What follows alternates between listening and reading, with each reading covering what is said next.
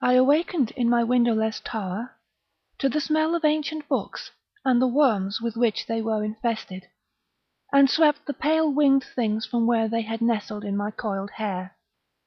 Pushing the silken coverings from me, I stood and stared at the white sphere of soft illumination that hovered just above my elongated shadow. The sphere that has been, always, my companion.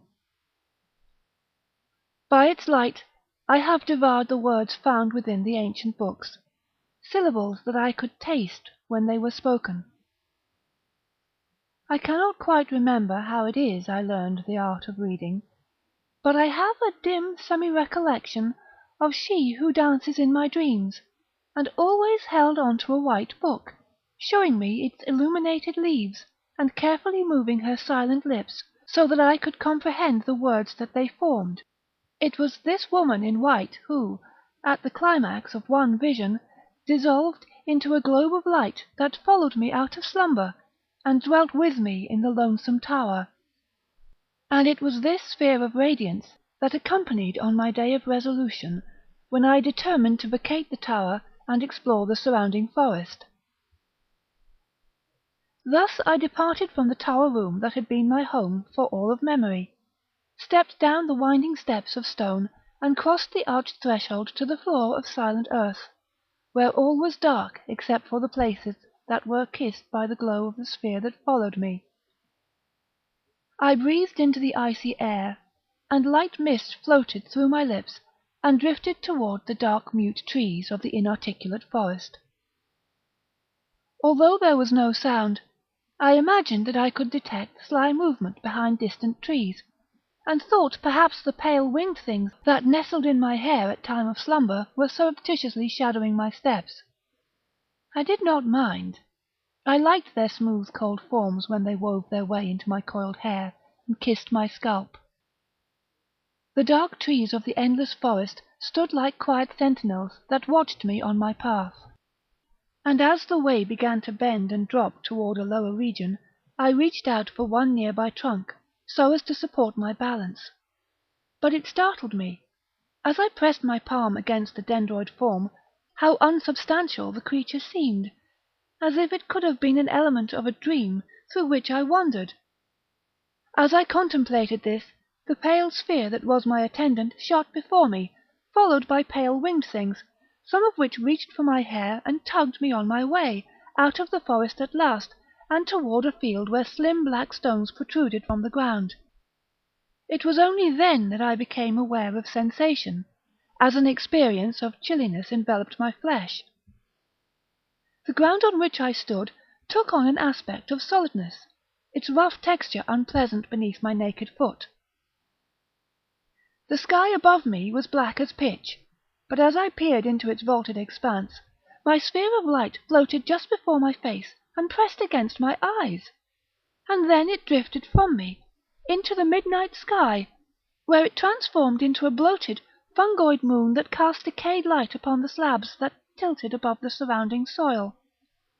I touched one slab, and tried to read the words that had been etched thereon, when the silence of the place was ruptured by a sound with which I was somewhat familiar. For in my tower chamber there had been a collection of bells of various sizes, and I would sometimes entertain myself by lifting them, and listening to their clangour. What I now felt on the chilly air, and heard within the ear's depth, was a deep peal, as from some distant mammoth bell. And wasn't it queer how I could almost see the vibrations of the sound in the air before me, and feel them push into my flesh, my eyes, my tingling mouth? And when I followed that sound, it was soon accompanied by a lighter trembling of noise, and this too I recognised, for one of my possessions in my chamber had been an antique music-box that, once wound, played a lilting melody that often ushered me towards slumber. The din that now reverberated in dark air was a similar sound, yet enhanced and weighty. I followed the enchanting sound, and espied the rectangles of golden light that proved to be apertures of a tower that was not unlike mine own. It was from this edifice that the music sounded, music that was a lure, and summoned me to climb through one golden aperture into a bright room. I stepped on to a smooth and polished floor, and saw the being that burned beside me, a figure that resembled me in that it had limbs and torso. I saw that the room's illumination came from the creature's upheld hands, which burned with yellow fire. I saw the others of its kind who stood dead still, their flaming hands providing the light by which the chamber's other occupants moved in dance to the music that was performed by figures crowded upon a platform. One of the dancers moved to me, and I marvelled at her whiteness, at the artificial wings that had been sewn into her gown, at the touch of her gloved hands as they wove their fingers through my hair. I marvelled at the reek that emanated from my new companion, a heavy stench such as had never assaulted my nostrils, and yet, as much as it violated my senses, there was an aspect of it that I found comforting. I was led into the dance and embraced by a fellow in motley who had lost most of the flesh that had once covered his visage, and I laughed at the sense of grim pleasure that emanated from his too wide grin. Another winged woman in white drifted to me, and I wondered why her feet seemed to float just above the gleaming floor.